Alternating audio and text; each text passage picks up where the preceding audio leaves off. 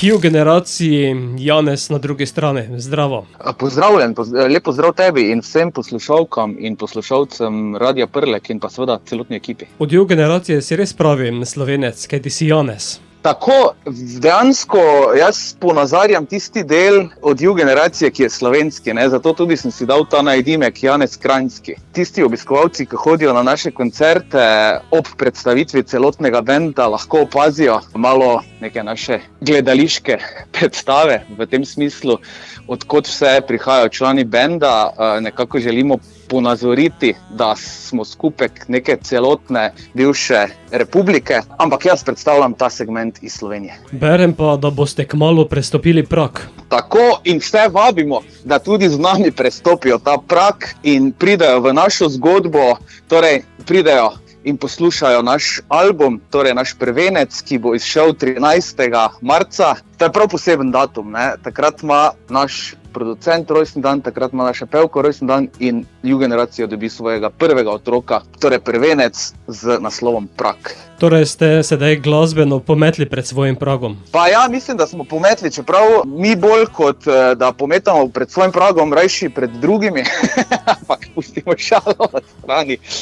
Ja, smo pometli pred svojim pragom, to je ena simbolika, druga simbolika pa je, da je dejansko to nek vstop v naš svet, v katerega ste povabljeni vse poslušalke, vsi poslušalci, in takrat se nekako najboljša kemija ustvari, ko si lahko te občutja delimo, ne? Recimo na koncertih ali pa ob poslušanju naših misli na albumu. Ne? Del praga bo tudi nova skladba Epilog. Tako je. Verjetno ne zadnja na albumu ali pač? Ja, res je. Naslov že tako pove, da je zadnja 15. dobila je to mesto, ampak rečemo, da je dobila zdaj v tem obdobju nekako prvo mesto, da pa napove ta album. Ko poslušamo skladbo, je v njej slišati veliko ženskega vokala. Tako, tukaj dejansko vodilno vlogo prevzela naša pevka Urška, drugače si vokale tudi kar delimo, trije med sabo, ampak rečemo, da je to nekako njen otrok. Ste potem z Epilogom tudi zaokrožili leto in nekako napovedali, kako optimistično greste naprej? Tako, dejansko Epilog je neka pesnitev takih veselih dogodkov, neko narediš neko inventuro, ko pogledaš, kaj si naredil in se nekako malo pohvališ. Ne? Zdaj sam komad govori o enem dotičnem dnevu, o takem dnevu, kjer je bilo vse v redu, kjer je bilo vse ok, kjer smo se vsi dobro počutili, kjer ni bilo zaigrane prijaznosti, kjer je bila tista popolna nepopolnost in tik pred, kot zaspiš, ne, si samo rečeš, mater, to je bil pa res dober dan.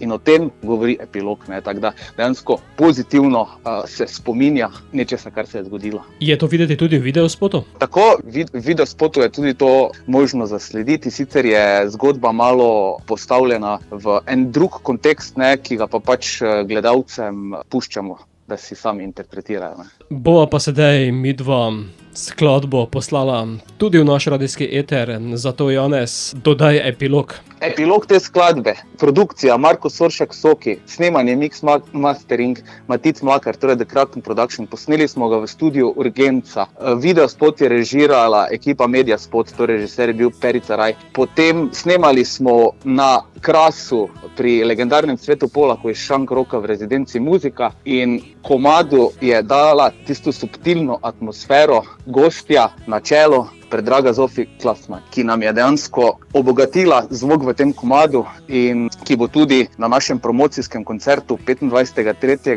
v Mariboru v Gustavu prišla kot gostja in bomo skupaj lahko zaigrali ta Epilog, tako da vabljeni vsi. Smo Hiju generacija, smo radioaktivni, nismo pa radioaktivni.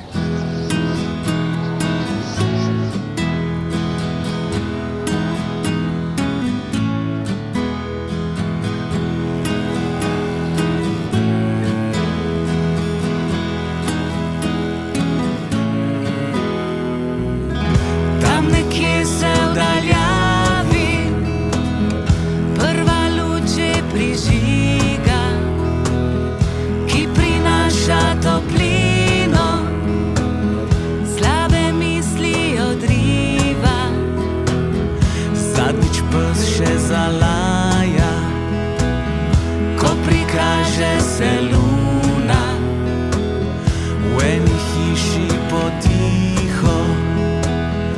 nežno sliši se struna.